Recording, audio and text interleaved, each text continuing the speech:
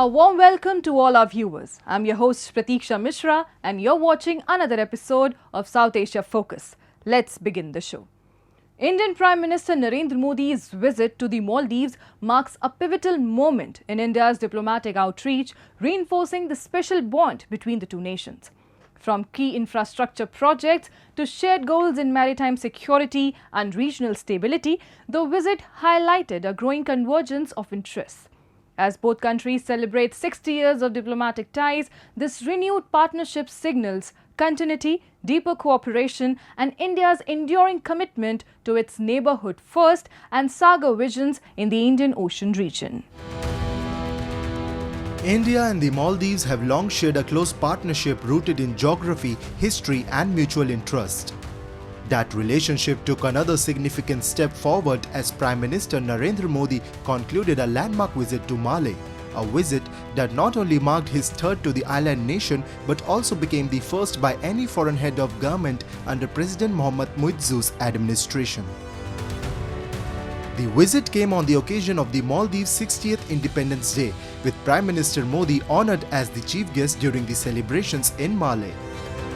The event was rich in symbolism and substance, a clear affirmation of the growing trust and strategic convergence between the two nations. During their latest meeting, Prime Minister Modi and President Muizzu reviewed the progress made under this framework, reaffirming their shared commitment to strengthening cooperation in defense, maritime security, economic development, and cultural and people-to-people ties. Several key projects were inaugurated and agreements were exchanged to further deepen this partnership. इस साल भारत और मालदीव अपने राजनयिक संबंधों के भी 60 साल मना रहे हैं, परंतु हमारे संबंधों की जड़ें इतिहास से भी पुरानी हैं और समुद्र जितनी गहरी है। मालदीव भारत की नेबरहुड फर्स्ट पॉलिसी और महासागर विजन दोनों में एक अहम स्थान रखता है। India's continued assistance to the Maldives through the export of essential commodities is a key facet of our bilateral cooperation under the long-standing trade agreement. Geographically situated just 70 nautical miles from India's Minicoy Island, the Maldives holds critical importance in the Indian Ocean region.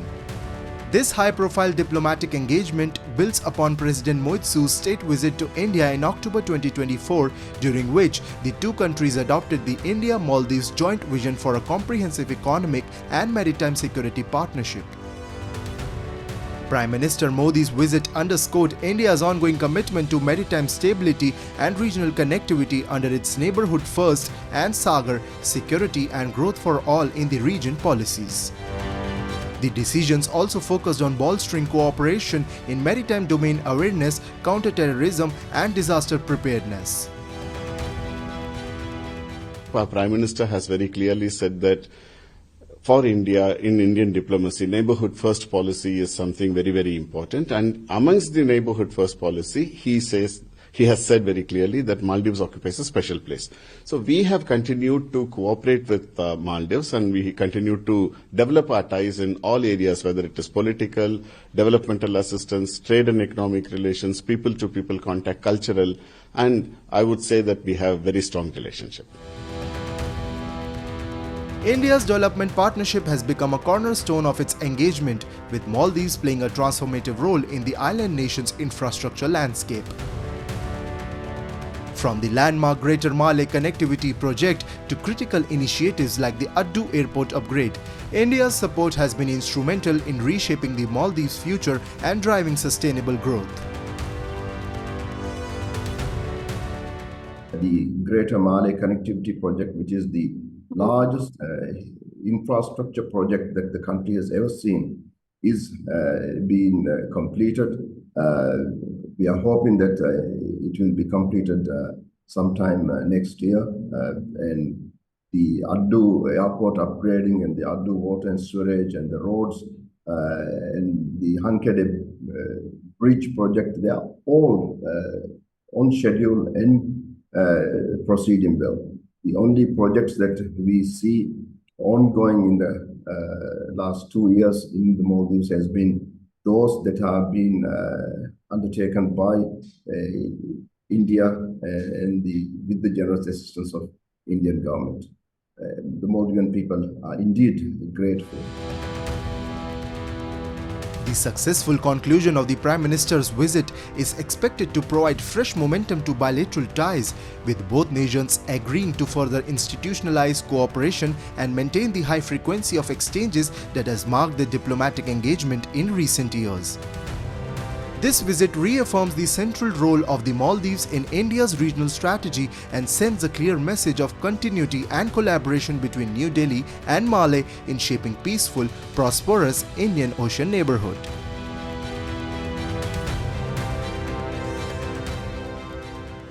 Shocking visuals emerging from Pakistan-occupied Jammu and Kashmir expose yet another chapter of Islamabad's indifference. In Muzaffarabad's Bandi Samdani, floodwaters have submerged entire neighborhoods following heavy monsoon rains, yet not a single official has stepped in to help. This crisis is not just natural, it's political. It highlights decades of exploitation, systemic neglect, and colonial-style governance by Pakistan. Take a look.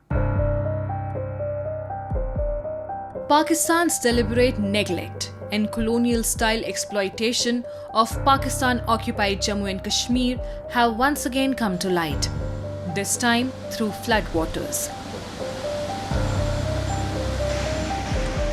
Following days of relentless monsoon rains, the residents of Bandi Samdani in Muzaffarabad are wading through knee-deep stagnant water. Entire neighborhoods are submerged, shops are ruined, and homes have been turned into flooded shelters. But while the people suffer, the authorities remain invisible. सड़क बनी है और ये पानी के जो रवायती रास्ते थे, जिन रास्तों से बारिश का पानी दरिया में जाता था, वो रास्ते बंद हो गए। उस वक्त ये कल्वर्ट जितने भी इस रोड पे थे वो बंद कर दिए गए। और उसके बाद ये है कि हुकूमत से ये मुतालबा है कि इस जो ये पानी है जो सड़क में आता है, बरसाती पानी सारा, इसके लिए बाकायदा ज़मीन अवार्ड करके 2-3 जगह से, या जब तक ये मसला हल नहीं करती हुकूमत और पानी के लिए कोई भी जो है ड्रेन बना के इसको दरिया तक नहीं पहुंचाती, ये मसला आगे लोगों के घरों में पानी जाता है, लोगों को तकलीफ होती है। Despite the severity of the crisis, Pakistani officials, both civil and military, have failed to act. There is no relief, no drainage machinery, and no one in power even acknowledging the suffering of the region's residents.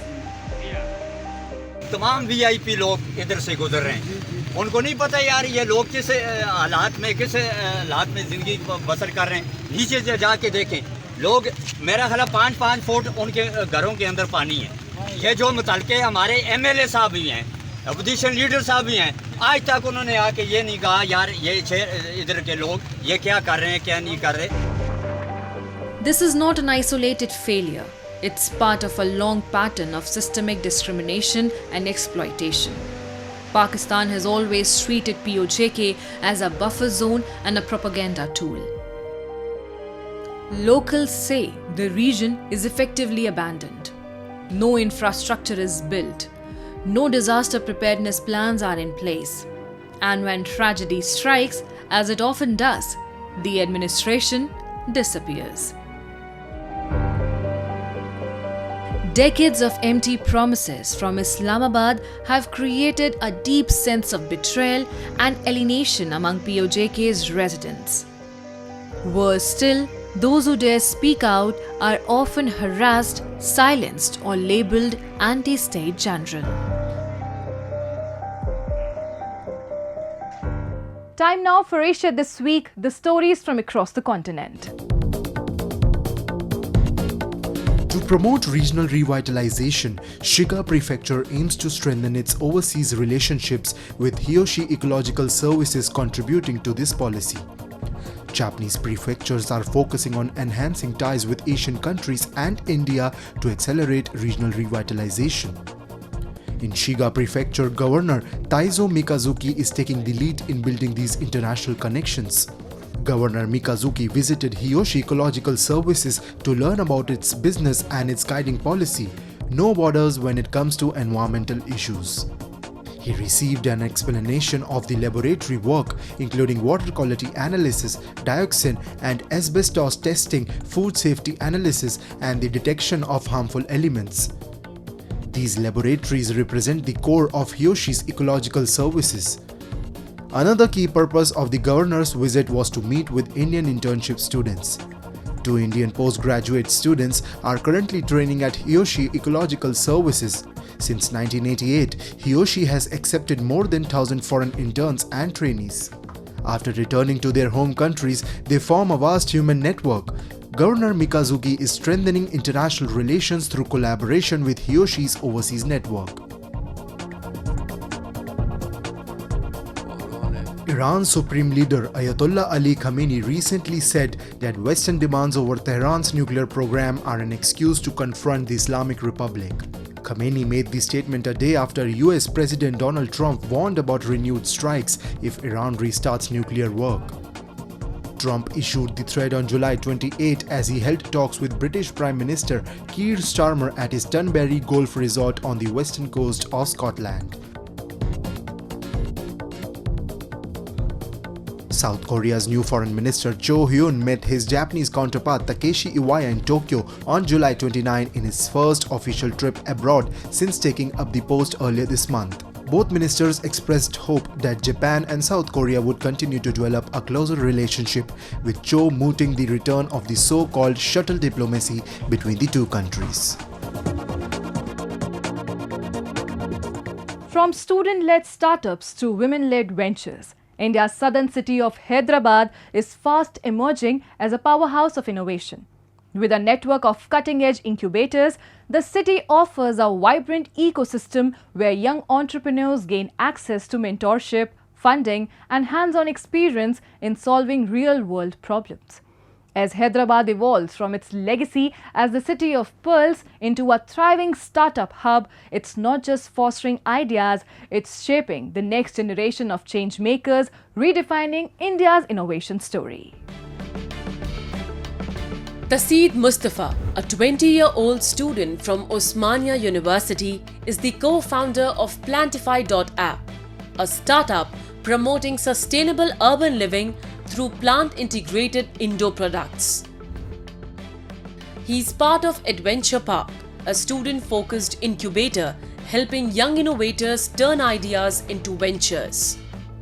From health and wellness to autism, students here are addressing real-world challenges with tech-driven solutions.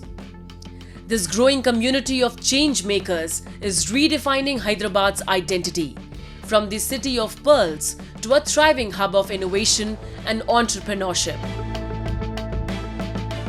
I am affiliated with the Adventure Park. It's a kind of student-focused startup incubator wherein they train the students how actually the real-world problems are there and how we could solve. Adventure Park have tried the students to give the ecosystem like the same culture which IITs and the Tier 1 colleges are there.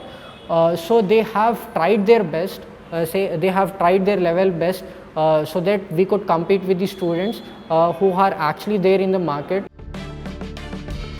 From young innovators like Taseed to cutting-edge breakthroughs in IT, Hyderabad is witnessing an unprecedented startup boom. New ventures are rapidly transforming the city's entrepreneurial landscape. High-Tech City, a futuristic tech hub, buzzes with energy, where it often feels like everyone's building the next big thing. Powered by world-class infrastructure, skilled talent, and a strong government support, Hyderabad has become a magnet for startups nationwide. At the center of this ecosystem is T-Hub, India's largest innovation hub. It offers mentorship, funding access, and a vibrant network of founders and investors. For first-time entrepreneurs, T-Hub is both a guide and a launchpad. Mad Scientist is an AI social network for tech professionals. It helps everyone to stay ahead in the technology. And our association with T-Hub has happened with the Rubrics program, and they have helped us with connecting with the right mentors, and also connecting with the right industry experts. And not just that, they helped us with building the prototype level to MVP level, and helped us to launch in the market. What we do is we teach 21st century skilling to poor students who otherwise can't access technology. Like we teach coding without computers, we teach AI, and most recently we teach social emotional skills. We also teach coding, AI and these skills to the visually challenged as well. We've been associated with T-Hub for quite some time now. We were fortunate enough to be a part of their market readiness program and their investor readiness program. More so, our product is also displayed in T-Hub's experience center. Fueled by T-Hub's mentorship and collaborative energy, a new wave of entrepreneurs in Hyderabad is crafting game-changing solutions across finance, education, health and sustainability. It's not just student-led or tech-driven startups powering Hyderabad's momentum. Innovation here is also fueled by inclusivity. State-led incubators like WB Hub are championing women entrepreneurs, offering a supportive ecosystem where aspiring and established founders connect with corporates, refine their ideas with expert mentorship, and scale their ventures with confidence.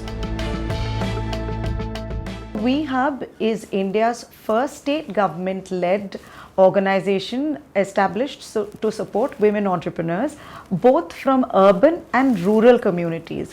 What does that mean? From urban founders, which are, you could be tech, non-tech founders, you can come to us at idea validation stage right up until IPO. We provide structured pre-incubation, incubation and acceleration programs that take you through a journey where you will have access to tools and resources such as mentorship, funding and other specifics that will help you be on your journey. With women-led initiatives and accelerators spanning health tech to agri-tech, Hyderabad isn't just nurturing innovation, it's building the launchpad for it. As India rises as a global innovation hub, Hyderabad city is both blueprint and beacon. As monsoon showers bless the land, a deeper spiritual current stirs across India. The sacred month of Sawan, dedicated to Lord Shiva, is being celebrated with profound devotion and ancient rituals. On the third Monday of Shravan, temples across the country echoed with the chants of Om Namah Shivaya as lakhs of devotees offered prayers to the destroyer and transformer Mahadev. Take a look. The holy month of Sawan, also known as Shravan, holds a special place in the hearts of millions across India. Marking a season of renewal and devotion, this period is dedicated to Lord Shiva, the cosmic destroyer and regenerator. At dawn, the revered Mahakaleshwar temple in Ujjain shimmered in the glow of oil lamps and the fragrance of incense. The temple witnessed the iconic Bhasma Aarti, a timeless ritual where sacred ash is offered to Lord Shiva. Devotees seated in silence were visibly moved as priests performed the Aarti, every flicker of flame narrating stories of devotion. बहुत अच्छा अनुभव हुआ, बहुत अच्छे दर्शन हुए, बहुत भीड़ थी, लेकिन भगवान की कृपा थी, सबसे आगे बैठने का मौका मिला और बहुत बढ़िया, बहुत अच्छा ये अरेंजमेंट था, बहुत अच्छा लगा. As temples' bells tolled and conches blew across cities and villages, the spiritual rhythm of Sawan grew stronger. In temples nationwide, devotees offered bay leaves, milk, honey and water to the sacred Shivalinga, the symbolic form of Lord Shiva. In Ayodhya, thousands bathed in the Saryu river before heading to the ancient Nageshwar Nath temple, where the Jalabhishek ritual began before sunrise. सवेरे 3 बजे मंदिर में जलाभिषेक शुरू हो गया हमारे श्रीमान जी और अभी तक जलाभिषेक चल रहा है और लाखों की संख्या में श्रद्धालु भोलेनाथ को जलाभिषेक कर रहे हैं. Further north, at Daksheshwar Mahadev temple in Haridwar, serpentine queues formed early in the morning. Devotees performed Dugdabhishek and Jalabhishek, with each drop symbolizing heartfelt prayers. In Gujarat's Rajkot, the Dhareshwar Mahadev temple, a shrine wrapped in centuries of legend, welcomed devotees from across the region. यह धारेश्वर मंदिर प्राचीन मंदिर है। यहाँ माना जाता है कि आप दिल से दर्शन करते हो, महादेव जी आपकी सारी इच्छाएं पूरी करते हैं। In Prayagraj, the celebration of devotion took a floral turn. The city administration showered flower petals from the skies over Dasashwamedh Ghat, Mankameshwar temple and the famed Lete Hue Hanuman temple. The holy month of Sawan is a time of deep devotion to Lord Shiva. But it's not just about temple visits and rituals. It's also the time of the Kawar Yatra, where lakhs of Kawariyas walk barefoot, carrying water from the Ganga to offer it to their beloved Bholenath. Across India, Sawan brings together spirituality, tradition and unmatched faith. From temple bells to stormy skies, the spirit of Lord Shiva flows through the month of Sawan. And with that, we come to the end of this week's episode. See you next week. Till then, goodbye and take care.